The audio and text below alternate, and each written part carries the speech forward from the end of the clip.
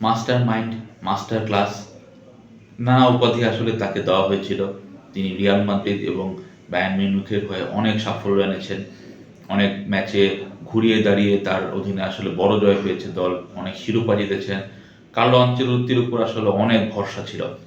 মানে এরকম ভাঙাচোরা একটা ব্রাজিল দল কার্লো আনচেলত্তির অধীনেই ভালো কিছু করবে এরকম আসলে আশা করা হচ্ছিল। বিশ্বকাপের শুরুটা আসলে ব্রাজিলের ভালো হয়নি। তারপর পরের ২ ম্যাচ তারা জিতলো। জাপানের বিপক্ষে ম্যাচে ১-০ গোলে পিছিয়ে থাকার পর দ্বিতীয়ার্ধে ব্রাজিল যেভাবে ঘুরে দাঁড়িয়েছে এরপর থেকে আসলে আলোচনাটা শুরু, যে না, কার্লো আনচেলত্তিকে যে আসলে মাস্টার মাইন্ড বলা হয় ইউরোপিয়ান ক্লাব ফুটবলের, সেটা আসলে তিনি নিয়ে এলেন জাতীয় দলে। এটা নিয়ে বেশ আলোচনা ছিল যে না, এইবার ব্রাজিল আসলে রীতিমতো সেট হয়ে গেছে। আনচেলত্তি আসলে পরিকল্পনাটা সাজিয়ে ফেলেছেন কীভাবে ব্রাজিলকে ফাইনালে নেওয়া যায়, মিশন হেক্সা কমপ্লিট করা যায়, ইত্যাদি ইত্যাদি। কিন্তু ব্রাজিল আসলে বুঝিয়ে দিল, মানে শেষ ১৬তে এসে যে তাদের দলটা আসলে একেবারেই ভালো না।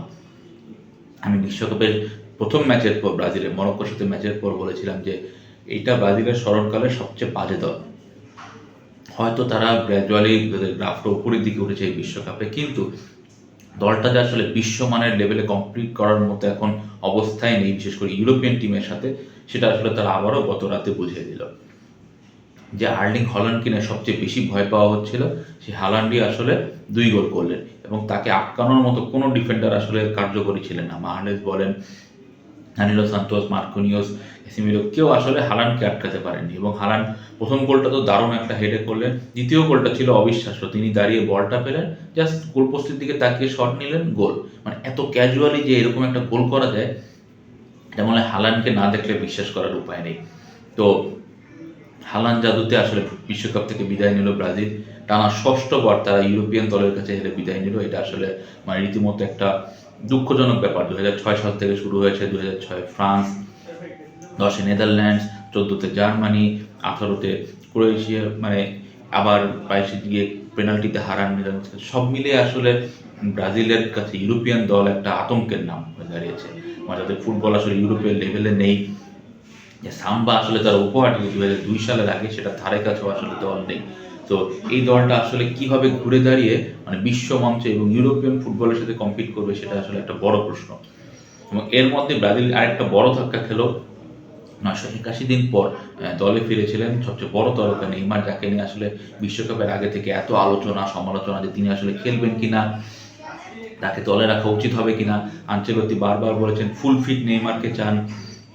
নেইমার ফিট হলেন, তাকে স্কোয়াডে নেওয়া হলো, আবার ইনজুরিতে পড়লেন। প্রথম ২ ম্যাচে মানে নামেনি। থার্ড ম্যাচে নামলেন মাত্র ১৫ মিনিট, জাপানের বিপক্ষে ১ মিনিটও খেললেন না। তো এরকম একটা প্লেয়ার যখন নরওয়ের বিপক্ষে দল যখন মহাবিপদে, তখন তাকে নামানো হলো আধা ঘন্টা আগে। তিনি নেমে শেষ মুহূর্তে একটা পেনাল্টি থেকে গোল পেলেন। এছাড়া আসলে কিছুই করার ছিল না তার।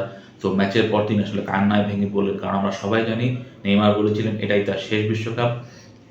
ব্রাজিলের জার্সিকে আর কখনোই বিশ্বকাপের মঞ্চে তাকে দেখা যাবে না, যেহেতু এত ইনজুরি, মানে এত তার বডির উপর দিয়ে প্রেশার গেছে, আসলে মনে হয় না তিনি ৪ বছর ব্রাজিলের হয়ে খেলতে পারবে।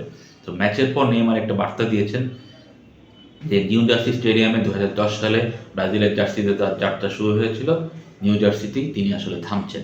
তো এটা আনুষ্ঠানিকভাবে অবসরের ঘোষণা না হলেও সবাই মোটামুটি ধরে নিয়েছেন যে না, এইটা আসলে নেইমারের অবসর বার্তা। খুব দ্রুতই ব্রাজিল এবং তার পক্ষ থেকে আনুষ্ঠানিক ঘোষণা আসবে যে নেইমার আসলে ব্রাজিলের জার্সি গায়ে আর খেলবেন না। আমরা সবাই জানি তিনি এখন এই মুহূর্তে সান্তোসে খেলছেন। অনেকে ধারণা করছেন যে তিনি সান্তোস ছেড়ে আসলে মেজর সকার লিগের কোনো একটা ক্লাবে গিয়ে নিজের শেষ কয়েকটা দিন পেশাদার ফুটবল ক্যারিয়ারে সেখানে কাটিয়ে তিনি আসলে একদম অবসরে চলে যাবে, যেহেতু তার বডির উপর দিয়ে এত কিছু গিয়েছে।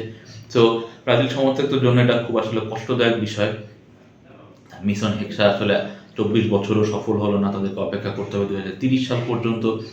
৩০ সালে আসলে দল কীরকম হবে, কারা থাকবেন, কোচ কে হবেন, তারা আসলে কোন পরিকল্পনা নিয়ে ইউরোপিয়ান টিমগুলোর সামনে দাঁড়াবে, মানে ৪ বছরে কি ড্রামাটিক কোনো চেঞ্জ হবে কিনা, নানান ধরনের প্রশ্ন আসলে ব্রাজিল সমর্থকদের মাথায় ঘুরপাক খাচ্ছে।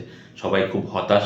তো এখন ব্রাজিল সমর্থকরা একটাই আশা করতে পারেন, ২ বছর পর কোপাকে সামনে রেখে কার্লো আনচেলত্তি আসলে দলটাকে নতুনভাবে গোছাবেন।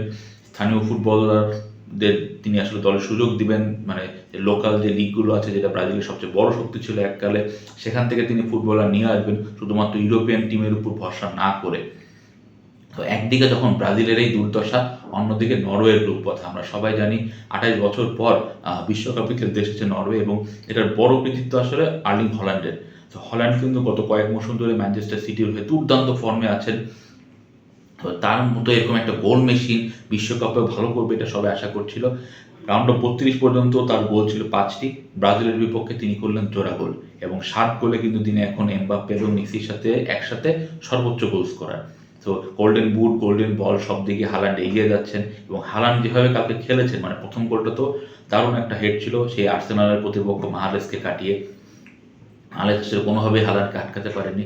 দ্বিতীয় গোলটা ছিল দেখার মতো, ডি বক্সের বাইরে তিনি বলটা পেলেন, অনেক ক্যাজুয়ালি একটা শুট নিলেন, বলটা জালে জড়ালো। মানে এরকম কঠিন অ্যাঙ্গেল থেকে শুধুমাত্র মানে হালান্ডই এরকম মানে রিল্যাক্স মুডে একটা গোল করতে পারে। তো হালান্ডের জন্য আসলে বেশি কিছু বলার নেই, তিনি আসলে অনেক বড় মাপের একজন স্ট্রাইকার, এবং এই বিশ্বকাপে নরওয়ে যদি একটা ভালো কিছু করে ফেলে সেটার জন্য আসলে মানে বড় একটা ক্রেডিট হালান্ডের প্রাপ্য। তো হালান্ড, সোরলট, ওডেগার্ড, এই তিনজন, এবং বিশেষ করে তাদের গোলকিপারের কথা বলতে হয়। নরওয়ে গোলকিপার কিন্তু কালকে অসাধারণ কিছু সেভ করেছেন, এবং তিনি না থাকলে হয়তো ব্রাজিল জিতেও যেতে পারতো। তো তার কয়েকটা সেভের জন্য আসলে নরওয়ে গোল হজম করেনি ওপেন প্লেতে। তো এই দলটা, এবং আমরা সবাই জানি ইংল্যান্ড আসলে আজকে মেক্সিকোকে ৩-২ ব্যবধানে হারিয়ে, মানে নাটকে একটা ম্যাচ ছিল, এই ম্যাচ জিতে তারা কোয়ার্টার ফাইনালে গেছে। কোয়ার্টার ফাইনালে নরওয়ে এবং ইংল্যান্ড খেলবে। তো নরওয়ের জন্য একটা বড় পরীক্ষা, ইংল্যান্ডের মতো বড় দল, এত বড় তারকাদের সামনে তারা নামবে। শেষ পর্যন্ত আসলে নরওয়ের যাত্রা কি কোয়ার্টার ফাইনালেই থামবে, নাকি ইংল্যান্ডকে হারিয়ে একটা নতুন ইতিহাসের জন্ম দিবে নরওয়ে, সেটা আসলে পরের সপ্তাহে জানা যাবে। সো বিশ্বকাপ এখন আসলে শেষের দিকে চলে এসেছে। কোয়ার্টার ফাইনালের লাইন আপ দুইটা ঠিক হয়ে গেছে, আরও দুইটা আজকে স্পেন এবং পর্তুগালের ম্যাচ, আগামীকাল আর্জেন্টিনার ম্যাচ আছে। তো বিশ্বকাপের আর খুব বেশি বাকি নেই। আমরা ধীরে ধীরে বুঝতে পারছি কারা আসলে টপ 4-এ যাবে এবং ফাইনালের দিকে এগোচ্ছে কারা। সো আশা করছি বড় দলগুলো যারা এখনও টিকে আছে বিশ্বকাপে, তারা ভালো পারফর্ম করে পরের দিকে যাবে, এবং নরওয়ের মতো দল যারা আছে তারা, তাদের যে রূপকথা নরওয়ে এবং মরক্কো, তারা আসলে দারুণ কিছু করে মানে ফুটবল বিশ্বকে চমকে দিবে, এরকম আশাই করা হচ্ছে।